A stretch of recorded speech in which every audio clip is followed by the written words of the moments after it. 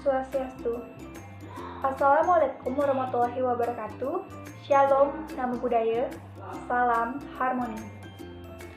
Perkenalkan, kami dari kelompok 4 yang beranggotakan saya sendiri, Putu Koryani dengan NIM 211705127, Mas Onik Rifatul Hasanah dengan NIM 2115133, Nilo Sukriani dengan NIM 211705135, Putu Kristina Wulandari dengan NIM 211705145, dan Komang Triwidyastuti dengan NIM 211705151. Nah, pada kesempatan kali ini, kami, kelompok 4, berkesempatan untuk membawakan materi mengenai anggaran bahan baku. Sebelum menjelaskan lebih lanjut tentang apa itu anggaran bahan baku, terlebih dahulu saya sampaikan tentang pengertian dari bahan baku itu sendiri. Nah, bahan baku dapat didefinisikan sebagai bahan pokok dalam pembuatan suatu produk. Misalnya, pembuatan meja. Bahan bakunya ada bermacam-macam, mulai dari kayu, plastik, bahkan bahan baku yang berasal dari kaca. Nah, secara umum, bahan baku itu dapat dibedakan menjadi dua, yakni bahan baku langsung dan bahan baku tidak langsung. Untuk bahan baku langsung merupakan bahan baku yang terikat dengan hasil produk. Nah, seperti dalam pembuatan meja berbahan dasar kayu. Kayu merupakan bahan baku langsung.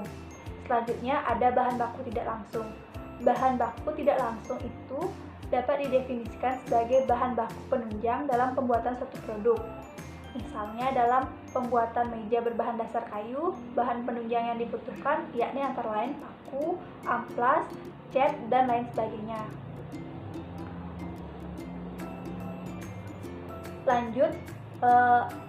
Lanjut materi, yakni tentang apa itu pengertian dari anggaran bahan baku. Nah, anggaran bahan baku itu dapat didefinisikan sebagai suatu anggaran yang berhubungan dan merencanakan secara lebih terperinci tentang penggunaan bahan baku, proses produksi selama periode waktu tertentu. Periode waktu tertentu itu biasanya ditentukan oleh perusahaan, bisa 1 tahun, bisa kurang, ataupun bisa lebih. Baik, terima kasih atas kesempatan yang telah diberikan kepada saya. Sebelumnya, perkenalkan, nama saya Mas Oni Rifatul Hasanah dengan NIM 21170511033. Di sini saya akan melanjutkan presentasi dari teman saya, yaitu mengenai manfaat anggaran bahan baku. Seperti dikemukakan bahwa faktor produksi yang utama adalah bahan baku. Untuk menjaga kelancaran produksi harus dipertimbangkan secara matang mengenai tersedianya bahan baku agar dapat memenuhi keperluan produksi jangka pendek maupun jangka panjang. Manfaat penyusunan anggaran bahan baku antara lain sebagai berikut. Yang pertama, dengan disusunnya anggaran bahan baku, maka akan dapat diketahui kuantitas bahan baku dipakai maupun kuantitas bahan baku yang akan dibeli selama periode tertentu, sehingga dapat dijadikan pedoman dalam memakai dan membeli bahan baku. Yang kedua, dengan anggaran bahan baku dapat diketahui harga bahan baku, sehingga dapat dijadikan pedoman harga beli bahan baku. Yang ketiga, yaitu jumlah satuan uang bahan baku yang akan dibeli terdapat pada anggaran bahan baku, sehingga dapat diketahui kas yang disediakan untuk membeli bahan baku. Yang keempat, dalam penyusunan anggaran bahan baku terdapat biaya bahan baku, dan biaya bahan baku merupakan salah satu unsur biaya pabrik, sehingga dapat menentukan besarnya biaya pabrik dan biaya produksi. Dan yang terakhir, yaitu yang kelima, secara keseluruhan dengan anggaran bahan baku dimaksudkan untuk menjaga kelancaran produksi. Sekian dari saya, maka akan dilanjutkan oleh teman saya.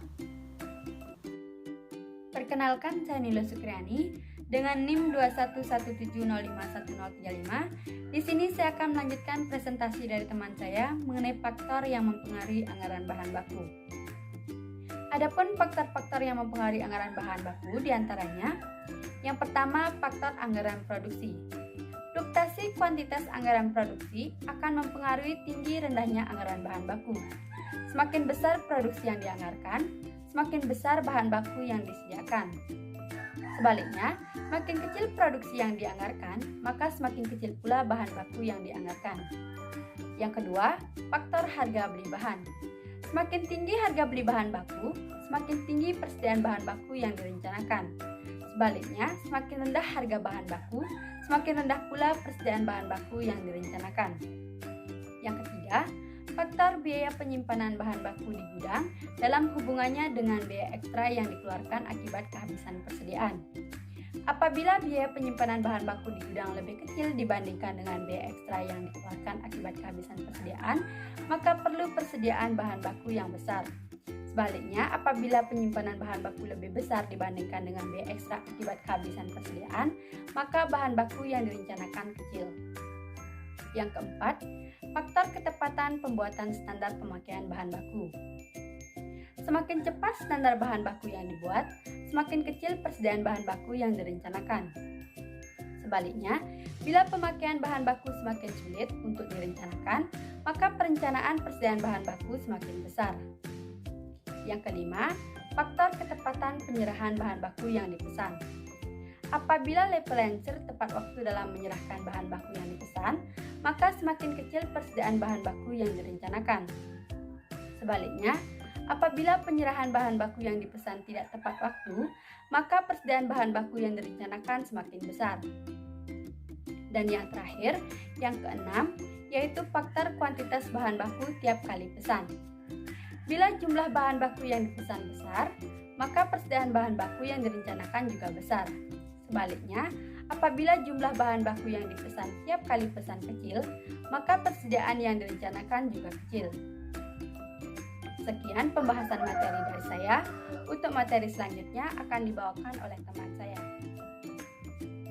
Perkenalkan, saya Putu Kristina Wulandari dengan NIM 21170511045 akan menjelaskan materi mengenai ilustrasi penyusunan anggaran bahan baku. Dasar penyusunan anggaran bahan baku bersumber dari anggaran produk, sediaan bahan baku, dan harga standar bahan baku atau HST.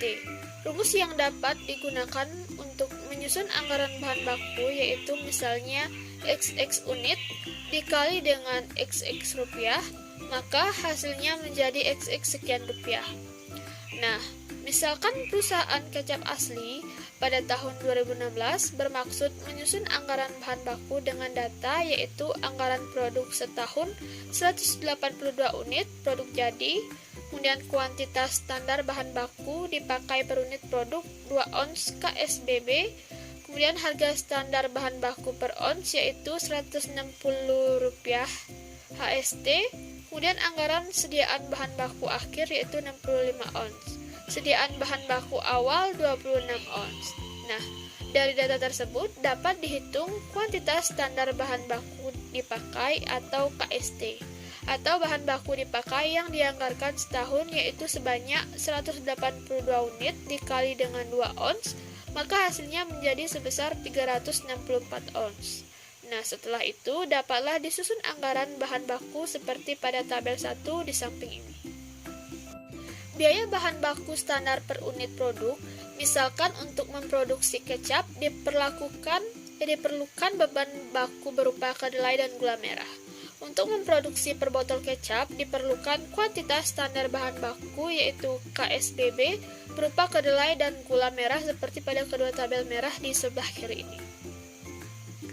Nah, jadi harga standar bahan baku atau HST kedelai itu Rp1.000.000 dibagi dengan 10.000 ons, maka hasilnya menjadi Rp100 per ons.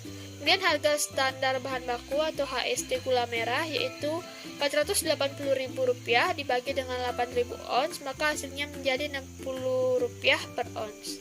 Biaya bahan baku standar per unit produk atau BBSP adalah kuantitas standar bahan baku KSBB dikali harga standar bahan baku atau HST atau dinyatakan dengan rumus yaitu BBSP sama dengan KSBB dikali HST.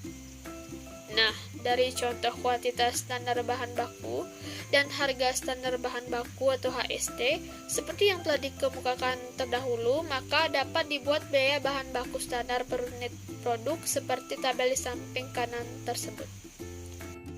Selanjutnya yaitu anggaran bahan baku dipakai. Yang pertama, kuantitas standar bahan baku dipakai.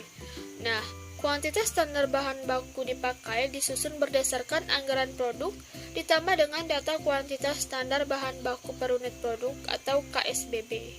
Misalkan pada anggaran produk perusahaan kecap asli selama tahun 2016 memproduksi kecap setiap triwulan seperti yang terlampir dalam PPT ini, yaitu triwulan pertama kecap sedang 22 botol dikurang kecap manis 13 botol, kemudian ditambah dengan kecap asin 9 botol, maka hasilnya yaitu sejumlah 44 botol. Begitu juga dengan triwulan kedua, ketiga, dan keempat sampai menemukan jumlah totalnya. Berdasarkan anggaran produk tersebut dan ditambah data kuantitas standar bahan baku atau KSBB, pada tabel tadi dapat disusun kuantitas standar bahan baku dipakai atau KST seperti pada tabel di atas. Kemudian, kuantitas standar bahan baku dipakai atau KST pada tabel di atas dapat juga dibuat seperti pada tabel di samping ini. Anggaran produk pada perusahaan kecap asli merupakan anggaran produk. Jadi, karena tidak terdapat sediaan produk dalam proses, maka produk jadi dihasilkan sama dengan unit ekuivalen produk. Kemudian selanjutnya itu terdapat anggaran biaya bahan baku. Dari data pada kuantitas standar bahan baku dipakai atau KST, tabel 4 tadi ditambah data harga standar bahan baku atau HST pada tabel 2, dapat disusun anggaran biaya bahan baku atau BBB seperti tabel 5 di samping ini. Anggaran biaya bahan baku dapat juga disusun dengan cara mengalihkan unit ekuivalen produk atau P dengan biaya bahan baku standar per unit produk, yaitu BBBSP berdasarkan BBBSP yang terdapat pada tabel 2 dan pada tabel 4 dapat disusun anggaran biaya bahan baku seperti tampak pada tabel 6 di samping kanan ini. Sekian dari saya, selanjutnya akan dijelaskan oleh rekan saya. Baik, perkenalkan, nama saya Komang Triwidyasuti dengan NIM 2117051051. Di sini saya akan melanjutkan presentasi dari teman saya, yaitu materi mengenai anggaran sediaan bahan baku. Anggaran sediaan bahan baku berdasarkan data anggaran biaya bahan baku pada tabel 5 dan data sediaan bahan baku awal tahun 2016 sebagai berikut. Kedelai 10 ons, Rp 100 sama dengan 1000, gula merah 15 on, Rp 60 sama dengan 900. Perusahaan kecap asli menetapkan putaran sediaan bahan baku 8 kali untuk menentukan besarnya sediaan bahan baku akhir dapat digunakan rumus sebagai berikut.